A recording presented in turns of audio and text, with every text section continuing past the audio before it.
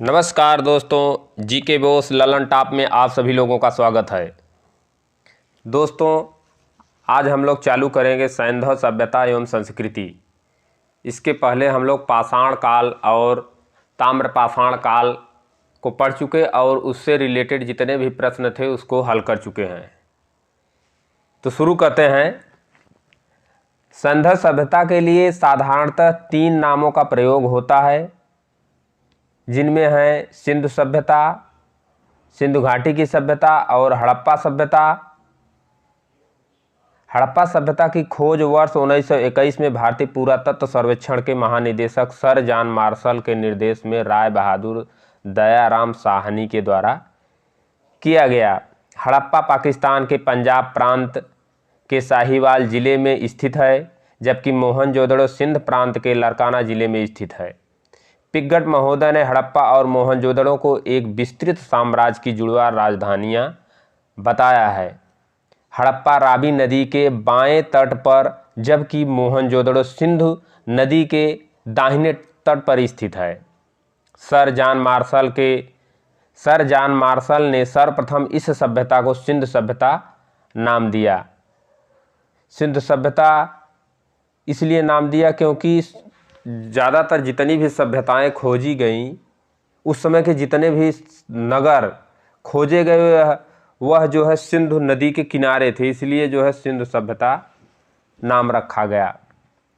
Radio carbon dating 14 C14 जैसी नवीन विश्लेषण पद्धति के द्वारा हड़प्पा सभ्यता की तिथि को जो है 2300 ईसा पूर्व से 1700 ईसा पूर्व मानी गई है, जो सर्वाधिक मान्य तिथि है। लगभग 2300 ईसा पूर्व से 1900 ईसा पूर्व तक सभ्यता अपने विकास की पराकाष्ठा पर थी।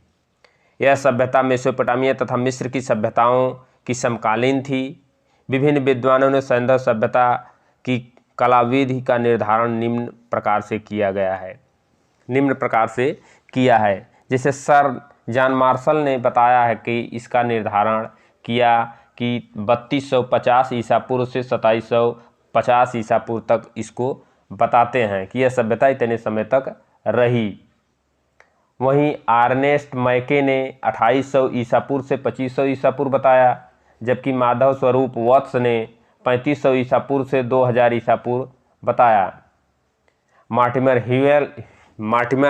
व्हीलर जो है इसको 2500 से 1500 ईसा पूर्व बताते हैं। वहीं फेयर सर्विस 2000 से 1500 ईसा पूर्व तक बताते हैं। अब तक इस सभ्यता के अवशेष मुख्यतः अफगानिस्तान में सुरतगोई एवं मुंडीकाक, पाकिस्तान में पंजाब, सिंध, बलूचिस्तान और भारत में पंजाब, गुजरात, राजस्थान, हरियाणा, पश्चिमी उत्तर प्रदेश, जम्मू कश्मीर, पश्चिमी महाराष्ट्र में पाए गए हैं। इस सभ्यता का सर्वाधिक पश्चिमी पूरा स्थल जो है सुतकागेंडोर जो बलूचिस्तान में है, और पूर्वी स्थल उत्तर प्रदेश में आलमगीर है। वहीं उत्तर में जो है मांडा जो जम्मू कश्मीर में पड़ता है, दक्षिण में दैमाबाद महाराष्ट्र में स्थित है। इसका आकार त्रिभुजाकार है तथा वर्तमान में लगभग 13 लाख वर्ग किलोमीटर क्षेत्रफल में यह विस्तृत सभ्यता मानी जाती है। प्राप्त साक्ष्यों से ज्ञात होता है कि हड़प्पा सभ्यता की जनसंख्या एक मिश्रित प्रजाति की थी, जिनमें मुख्यतः 4 प्रजातियां पाई जाती हैं। वे प्रजातियां हैं जैसे प्रोटो ऑस्ट्रेलॉयड, जिसे काकेशियन भी कहा जाता है, भूमध्य सागरी, इंडो यूरोपियन या कैस्पियन कहा जाता है, अल्पाइन और मंगोलॉयड। मोहनजोदड़ो के निवासी अधिकांशतः जो है भूमध्य सागरी प्रजाति के थे। ज़्यादातर जनसंख्या जो है मोहनजोदड़ो में जो निवास करती थी वह भूमध्य सागरी प्रजाति की थी, मतलब इंडो यूरोपियन। सिंध सभ्यता के संस्थापकों के संबंध में विभिन्न विद्वानों का जो है विचार इस प्रकार से है। जैसे डॉक्टर लक्ष्मण स्वरूप इन्हें आर्य बताते हैं, Gordon child and Mortimer wheeler जो है इनको सुमेरियन बताते हैं, और राखाल दास बनर्जी इनको जो है द्रविड़ बताते हैं, इनके निर्माता।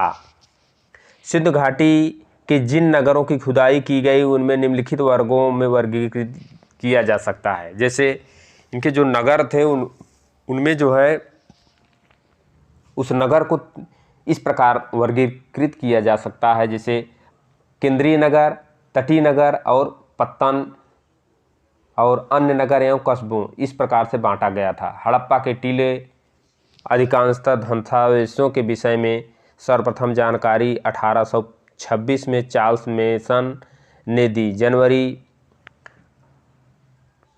1921 में दयाराम साहनी के नेतृत्व में पंजाब, जो पाकिस्तान में है, वर्तमान साहिवाल जिले के रावी नदी के बाएं तट पर स्थित हड़प्पा का सर्वेक्षण आरंभ हुआ। वर्ष 1926-27 और 1933-34 में माधव स्वरूप वत्स ने तथा वर्ष 1946 में मार्टिमर व्हीलर के व्यापक स्तर पर जो है इसका उत्खनन किया गया। हड़प्पा से प्राप्त 2 टीले में पूर्वी टीले को नगर टीला तथा पश्चिमी टीले को दुर्ग टीला के नाम से संबोधित किया गया। यहाँ से 6 कक्षों की 2 पंक्तियों में निर्मित कुल 12 कक्षों वाले एक अन्नागार के अवशेष प्राप्त हुए हैं। हड़प्पा के सामान्य आवास क्षेत्र के दक्षिण में एक ऐसा कब्रिस्तान स्थित है जिसे समाधि RH-37 के नाम से जाना गया है। यह हड़प्पा में है। नगर की रक्षा के लिए पश्चिम की ओर एक विस्तृत दुर्ग टीले को जो है व्हीलर ने माउंट एबी की संज्ञा दी है। दुर्ग टीले को व्हीलर ने माउंट एबी टीले की संज्ञा दी है। जिस प्रकार से दक्षिण में कब्रिस्तान को RH-37 कहा गया, उसी प्रकार मार्टिमर व्हीलर ने जो है दुर्ग टीले को एबी नाम दिया।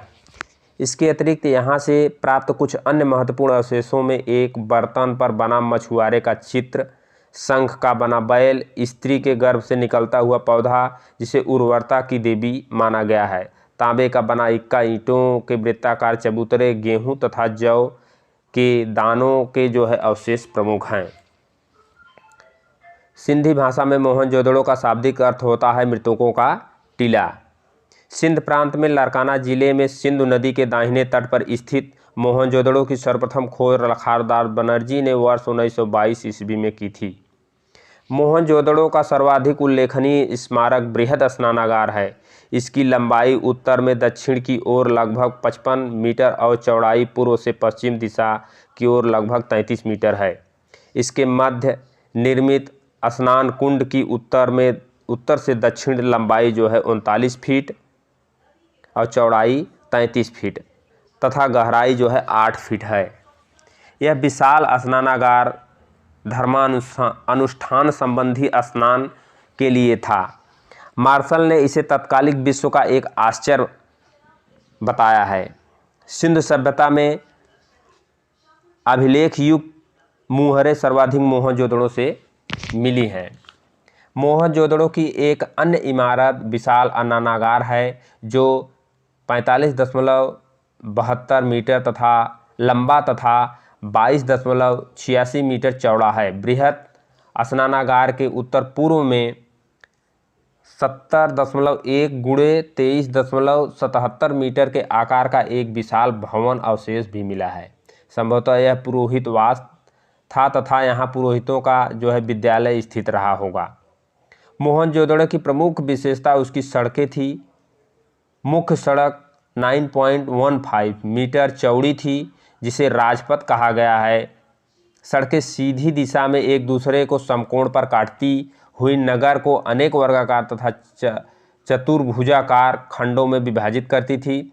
सड़कों के एक दूसरे को समकोण पर काटने को ऑक्सफोर्ड सर्कल नाम दिया गया है। मोहनजोदड़ो के पश्चिमी भाग में स्थित दुर्ग टीले को स्तूप टीला भी कहा जाता है क्योंकि यहाँ पर कुषाण शासकों ने एक स्तूप का निर्माण करवाया था। मोहनजोदड़ो से प्राप्त अन्य अवशेषों में कांसे की बनी नृत्यरत नारी की मूर्ति, पुजारी योगी की मूर्ति, मुद्रा पर अंकित पशुपतिनाथ शिव की मूर्ति, कुंभकारों के 6 भट्ठे, सूती कपड़ा, गले हुए तांबे के ढेर, सीपी की बनी हुई पटरी, अंतिम स्तर पर बिखरे हुए एवं कुएं से प्राप्त हुए कंकाल, घोड़ों के दांत एवं गीली मिट्टी पर कपड़े के साक्ष्य प्राप्त हुए हैं।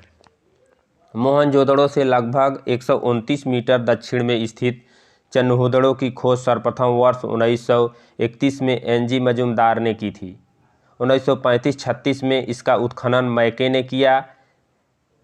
यहाँ सैंधव संस्कृति के अतिरिक्त उत्तरवर्ती हड़प्पा संस्कृति, जिसे झूकर और झांकर संस्कृति कहते हैं, के अवशेष मिले हैं। संभवतः यह एक औद्योगिक केंद्र था जहाँ मणिकारी, मुहर बनाने, भार माप के बटखरे बनाने का काम होता था। मैके को यहाँ के मनका बनाने का कारखाना तथा भट्टी प्राप्त हुई थी। यहाँ से प्राप्त अवशेषों में प्रमुख हैं अलंकृत हाथी, खिलौना, कुत्ते के बिल्ली का पीछा करते हुए पदचिन्ह, सौंदर्य प्रसाधनों से प्रयुक्त लिपस्टिक आदि प्राप्त हुए हैं। चन्होदड़ो एकमात्र पूरा स्थल है जहाँ से वक्राकार ईंटें मिली हैं। यहाँ किसी दुर्ग का अवशेष नहीं मिला है। गुजरात में अहमदाबाद जिले में भोगवा नदी के तट पर स्थित लोथल की खोज सर्वप्रथम डॉक्टर SR राव ने की थी। खंबात की खाड़ी के तट पर स्थित यह स्थल पश्चिमी एशिया में व्यापार के लिए एक प्रमुख बंदरगाह था। नगर योजना तथा अन्य भौतिक वस्तुओं के आधार पर लोथल एक लघु हड़प्पा या लघु मोहनजोदड़ो नगर प्रतीत होता है। यहाँ से फारस की मुद्रा, सील और पक्के रंगे हुए पात्र प्राप्त हुए हैं। लोथल में गढ़ी तथा नगर दोनों एक रक्षा प्राचीर में घिरे हैं। लोथल की सबसे प्रमुख विशेषता जहाज़ों की गोदी या डॉकयार्ड है। यहाँ से प्राप्त अन्य महत्वपूर्ण अवशेष जैसे धान और बाजरे का साक्ष्य, फारस की मुहर, घोड़े की लघु मृड मूर्ति, 3 द्विशीय समाधियाँ आदि हैं। कालीबंगा राजस्थान के हनुमानगढ़ जिले में स्थित है। इस स्थल की खोज इटली ने की। हड़प्पा सभ्यता के रूप में पहचान अमलानंद घोष ने इसका किया। वर्ष 1960-61 में बीबी लाल एवं बीके थापर के उत्खनन बीके थापर और बीबी लाल ने इसका उत्खनन किया। यहाँ पूर्वी और पश्चिमी टीला अलग अलग सुरक्षा प्राचीर से घिरे थे। यहाँ एक पश्चिम दिशा में स्थित दुर्ग वाले टीले पर सैंधव सभ्यता के नीचे प्राक सैंधव संस्कृति के पूरा अवशेष प्राप्त हुए हैं। मोहनजोदड़ो के भवन पक्की ईंटों से बने थे, जबकि कालीबंगा के भवन कच्ची ईंटों से बने थे। पक्की ईंटों का प्रयोग केवल नालियों, कुओं एवं स्नानागार बनाने में ही किया गया है। यहाँ से जुते हुए खेत के साक्ष्य मिले हैं कालीबंगा से, जिसकी जुताई आड़ी तिरछी की गई है। मोहनजोदड़ो एवं हड़प्पा के समान यहाँ से 2 टीले मिले हैं। जिस प्रकार से मोहनजोदड़ो और हड़प्पा में टीले मिले हैं, उसी प्रकार कालीबंगा में भी 2 टीले मिले जो सुरक्षा दीवारों से घिरे हैं।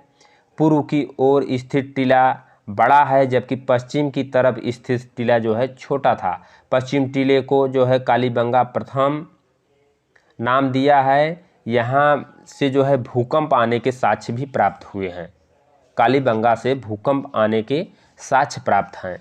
दुर्ग या गढ़ी वाले टीले के दक्षिणी अर्धभाग में 4 या 5 कच्ची ईंटों के चबूतरे बने थे। एक चबूतरे पर अग्निकुंड, कुआं तथा पक्की ईंटों का बना एक आयताकार गर्त था, जिनमें पशुओं की हड्डियां थी।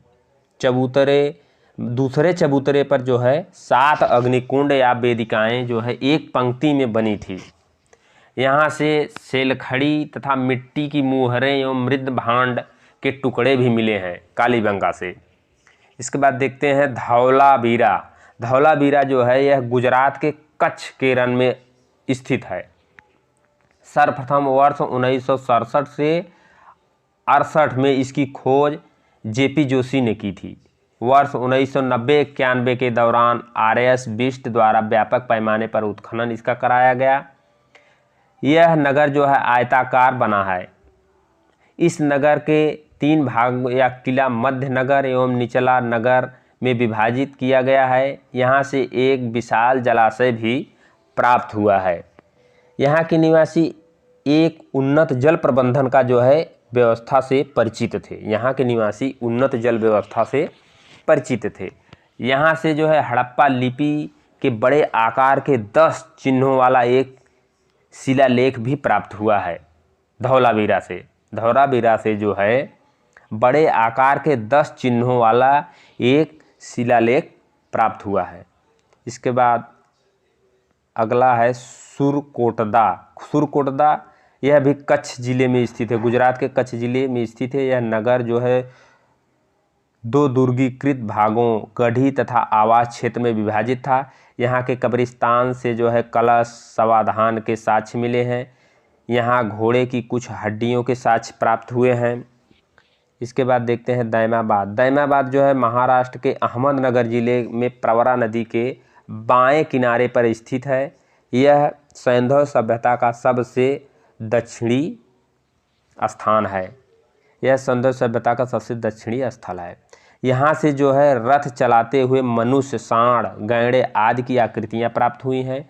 यहाँ से कुछ मृदभांड, सैंधव लिपि की एक मुहर, तस्तरी, प्याले आदि के साक्ष्य प्राप्त हुए हैं। राखीगढ़ी, अगला देखते हैं राखीगढ़ी। राखीगढ़ी जो है हरियाणा के हिसार जिले में घग्घर नदी के किनारे पर स्थित है। यह नवीनतम शोधों के अनुसार सबसे बड़ा सैंधव स्थल है। रोपड़ जो है पंजाब सतलज नदी के बाएं तट पर स्थित है। इसका आधुनिक नाम रूपनगर है। वर्ष 1950 में इसकी खोज बीबी लाल ने किया था। वर्ष 1953-55 के दौरान यज्ञदत्त शर्मा ने इसकी खुदाई करवाई। यहाँ से मृदभांड, सेलखड़ी की मुहर, चट के बटखरे, एक छुरा, तांबे के बाणाग्र तथा कुल्हाड़ी आदि प्राप्त हुए हैं। यहाँ से मनुष्य के साथ पालतू कुत्ते के जो है दफनाए जाने का भी साक्ष्य प्राप्त हुआ है। रंगपुर गुजरात के सौराष्ट्र क्षेत्र में है। यहाँ से प्राक हड़प्पा और उत्तर हड़प्पा कालीन सभ्यता के साक्ष्य मिले हैं। यहाँ से प्राप्त वनस्पति अवशेष के आधार पर कहा जा सकता है कि वे लोग चावल, बाजरा एवं ज्वार की भी खेती करते थे। सैंधव सभ्यता के प्रमुख स्थल एवं उससे संबंधित नदी, मतलब सैंधव सभ्यता के स्थल किस नदी के किनारे पर स्थित है, कौन सा स्थल? हड़प्पा जो है रावी नदी के तट पर स्थित है। मोहनजोदड़ो सिंधु नदी के तट पे स्थित है। कालीबंगा घग्घर नदी के तट पे स्थित है। लोथल भोगवा नदी के किनारे है। रोपड़ सतलज नदी के किनारे। मांडा जो है चिनाब नदी के। दैमाबाद प्रवरा नदी जो है किनारे है। आलमगीरपुर जो है हिंडन नदी के किनारे है। सुतका गेंडोर जो है दास नदी के किनारे है। भगवानपुरा यह जो है सरस्वती नदी के किनारे स्थित है। आलमगीरपुर जो है उत्तर प्रदेश के मेरठ जिले में हिंडन नदी के किनारे स्थित है। यहाँ से खुदाई में मृदभांड एवं मनके मिले हैं। कुछ बर्तनों पर त्रिभुज, मोर, गिलहरी आदि की जो है चित्रकारियाँ प्राप्त हुई हैं। इसके बाद अगला है हुलास जो उत्तर प्रदेश के सहारनपुर जिले में स्थित है। यहाँ से जो है कांचली मिट्टी के मनके, चूड़ियाँ, खिलौना, गाड़ी आदि मिले हैं। सैंधव लिपियुक्त एवं ठप्पा का भी यहाँ से साक्ष्य प्राप्त हुआ है। देसलपुर से एक रक्षा प्राचीर प्राप्त हुई। देसलपुर स्थल से जो है एक रक्षा प्राचीर मिली है। अगला जैसे सुतका गेंडोर, यह दक्षिणी बलूचिस्तान में दास्क नदी के किनारे स्थित है। इसकी पहचान हड़प्पा स्थल के रूप में वर्ष 1927 में आरएन स्टीन ने की थी। इसका दुर्ग जो है एक प्राकृतिक चट्टान के ऊपर स्थित था। यहाँ से जो है मृदभांड एवं ताम्र निर्मित बाणाग्र, ताम्र निर्मित ब्लेड के टुकड़े, तिकोने, ठीकरें तथा मिट्टी की चूड़ियाँ आदि अवशेष प्राप्त हुए हैं। सुतका गेंडोर के पूर्व में स्थित। वर्ष 1962 में इसकी खोज जीएस डेल्स द्वारा की गई। यहाँ से 2 टीले मिले हैं जिसके आकार सुतका गेंडोर जैसे ही हैं। बलूचिस्तान के दक्षिण तटवर्ती पट्टी पर स्थित बालाकोट एक बंदरगाह के रूप में कार्य करता था। यहाँ से हड़प्पा पूर्व एवं हड़प्पा कालीन अवशेष प्राप्त हुए हैं। इसकी नगर योजना सुनियोजित थी। भवनों के निर्माण में कच्ची ईंटों का, जबकि नालियों के निर्माण में पक्की ईंटों का जो है प्रयोग किया जाता था। यहाँ का सबसे समृद्ध उद्योग सीप उद्योग था। यहाँ से जो है काफ़ी मात्रा में सीप से बनी चूड़ियाँ या चूड़ियों के टुकड़े प्राप्त हुए हैं। अगला स्थल जो है बनावली। बनावली यह हरियाणा के फतेहाबाद पूर्व में हिसार का यह एक भाग था, जिले में स्थित है। वर्ष 1974-77 में RS बिष्ट द्वारा इस स्थल का उत्खनन करवाया गया। यहाँ से संस्कृति के 3 स्तर प्रकाश में आए हैं: प्राक सैंधव, विकसित सैंधव एवं उत्तर सैंधव। यहाँ की सड़कें नगर को तारांकित भागों में जो है विभाजित करती हैं। यहाँ से मुहरे, बटखरे, लाजवर्द तथा कार्नेलियन के मनके, हल की आकृति के खिलौने, तांबे के बाड़ाग्र आदि के साक्ष्य जो है प्राप्त हुए हैं। भगवानपुरा हरियाणा के कुरुक्षेत्र जिले में सरस्वती नदी के दक्षिणी किनारे पर स्थित है। JP जोशी ने इसका उत्खनन करवाया था। यहाँ प्राप्त प्रमुख अवशेषों में सफ़ेद, काले तथा आसमानी रंग की कांच की चूड़ियाँ, तांबे की चूड़ियाँ, कांच की मिट्टी के चित्रित मनके आदि प्राप्त हुए हैं। अगला जो है स्थल मांडा। मांडा जम्मू एवं कश्मीर में चिनाब नदी के दक्षिणी किनारे पर स्थित है। वर्ष 1982 में इसका उत्खनन JP जोशी तथा मधुबाला के द्वारा जो है कराया गया था। उत्खनन से यहाँ 3 सांस्कृतिक स्तर प्राप्त हुए हैं: प्राक सैंधव, विकसित सैंधव एवं उत्तरकालीन सैंधव। यहाँ से मिट्टी के ठीकरे, हड्डी के नुकीले बाड़ाग्र, चर्ट ब्लेड, कांस्य निर्मित पेंचदार जो है पीन तथा एक आधी अधूरी मुहर आदि के अवशेष प्राप्त हुए हैं। उत्तर प्रदेश के बागपत जिले में बारोट तहसील के सनौली नामक हड़प्पा स्थल से क्रमबद्ध रूप से 125 मानव समाधान प्राप्त हुए हैं, जिनकी दिशा उत्तर से दक्षिण है। मिस्र की सभ्यता का विकास नील नदी के जो है द्रोणी में हुई है। मिस्र को नील नदी का उपहार कहा जाता है, क्योंकि इस नदी के अभाव में यहाँ भूभाग रेगिस्तान होता। सुमेरिया सभ्यता के लोग जो है प्राचीन विश्व के प्रथम लिपि आविष्कर्ता माने जाते हैं। खुदाई से प्राप्त बहुसंख्यक नारी मूर्तियों से अनुमान लगाया जाता है कि सैंधव सभ्यता मृत सत्रात्मक थी। सैंधव लोग शाकाहारी तथा मांसाहारी दोनों प्रकार के भोजन करते थे। उनके वस्त्र ऊनी और सूती दोनों प्रकार के होते थे। कंठहार, कर्णफूल, कड़ा, भुजबंद, अंगूठी, हंसुली, करघनी आदि आभूषण सैंधव वासी पहनते थे। नवसारों से स्त्रियों के मांग में सिंदूर के प्रमाण भी प्राप्त हुए हैं, जो हिंदू धर्म में सुहाग का प्रतीक माना जाता है। सैंधव काल में पासा प्रमुख खेल था। सिंधु घाटी सभ्यता के लोगों के प्रमुख खाद्यान्न जो है गेहूं और जौ थे। रंगपुर से धान की भूसी तथा लोथल से चावल के अवशेष मिले हैं। लोथल से वृत्ताकार चक्की के 2 पाट मिले हैं। सूती वस्त्रों के अवशेषों से यहाँ यह निष्कर्ष निकलता है कि यहाँ के निवासी कपास उगाना जानते थे। सर्वप्रथम सैंधव निवासियों ने कपास की खेती का प्रारंभ किया था। भारत में कपास ग्रीस गई, जिसे वहाँ के लोग सिंडन, ग्रीस के लोग जो है इसको सिंडन के नाम से पुकारते थे। भारत में कपास की खेती का प्रारंभ 3000 ईसा पूर्व में किया गया, जबकि मिस्र में इसकी खेती जो है 2500 ईसा पूर्व के लगभग शुरू की गई। हड़प्पा, मोहनजोदड़ो, कालीबंगा, सुरकोटदा के स्थलों से कुबड़दार ऊंट के जीवाश्म जो है प्राप्त हुए हैं। सुरकोटड़ा, लोथल, कालीबंगा से घोड़े की मृद मूर्तियाँ, हड्डियाँ, जबड़े आदि के अवशेष मिले हैं। सिंध सभ्यता का प्रमुख उद्योग वस्त्र उद्योग था। मोहनजोदड़ो से तांबे के 2 उपकरणों से जो है लिपटा हुआ सूती धागा एवं कपड़ा प्राप्त हुआ है। लोथल तथा चंदोदड़ो में मनके बनाने का जो है कार्य होता था। लोथल तथा बालाकोट सीप उद्योग के लिए जो है प्रसिद्ध था। प्रमुख धातु एवं प्राप्ति स्थल।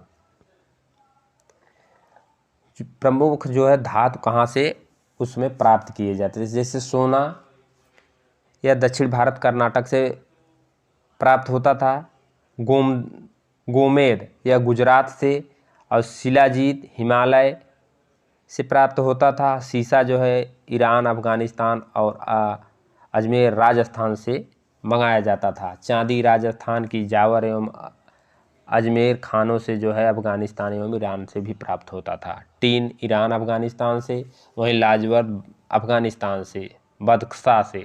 तांबा खेतड़ी राजस्थान, बलूचिस्तान एवं ओमान से जो है मंगाया जाता था। संध निवासियों के आंतरिक एवं बाह्य व्यापार उन्नत अवस्था में थे। सिक्कों का प्रचलन नहीं था तथा क्रय विक्रय वस्तु विनिमय पर आधारित था। लोथल एवं मोहनजोदड़ो से हाथी दांत के बड़े तराजू के पलड़े जो है प्राप्त हुए हैं। उनके बाट प्रमुखतः घनाकार होते थे। कुछ बाट बेलनाकार, ढोलाकार, वर्तुलाकार प्रकार के भी प्राप्त हुए हैं। सारगोन युगीन सुमेरियन लेख से ज्ञात होता है कि मेहुला, दिलमुन तथा मगन के साथ मेसोपोटामिया में व्यापारिक संबंध थे। मेहुला की पहचान सिंधु क्षेत्र से की गई है। दिलमुन की जो है पहचान फारस की खाड़ी के बहरीन से जो है की गई है। सुमेरियन अभिलेखों में दिलमुन को साफ सुथरे नगरों का स्थान बताया गया है। सूर्योदय का क्षेत्र और हाथियों का देश भी कहा गया है। मिस्र के साथ व्यापारिक संबंध का पता लोथल से प्राप्त मम्मी की एक आकृति से चलता है।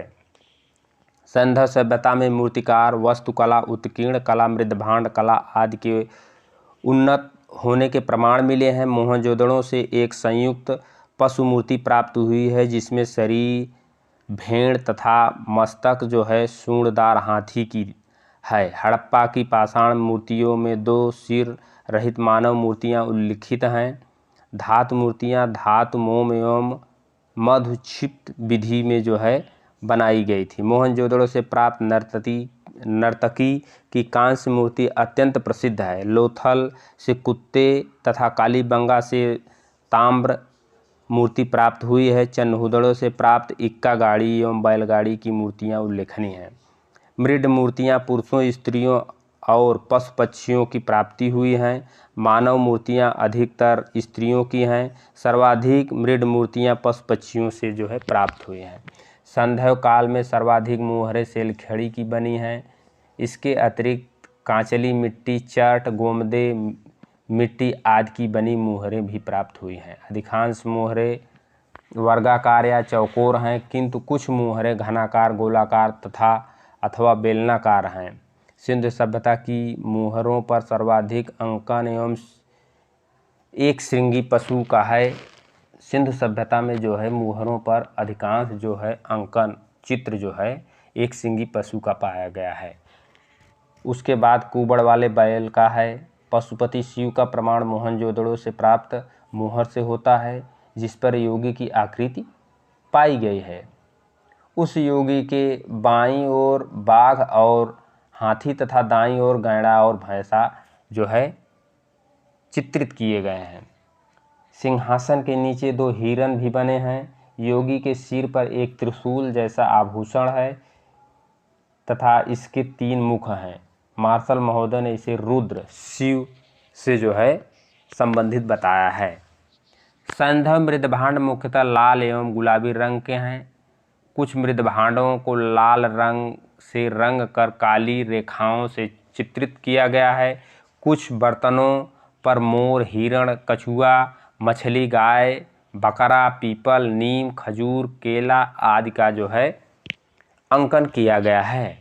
संधव मृदभांडों में मर्तबान, कटोरे, तस्तरियाँ एवं थालियाँ प्रमुख हैं।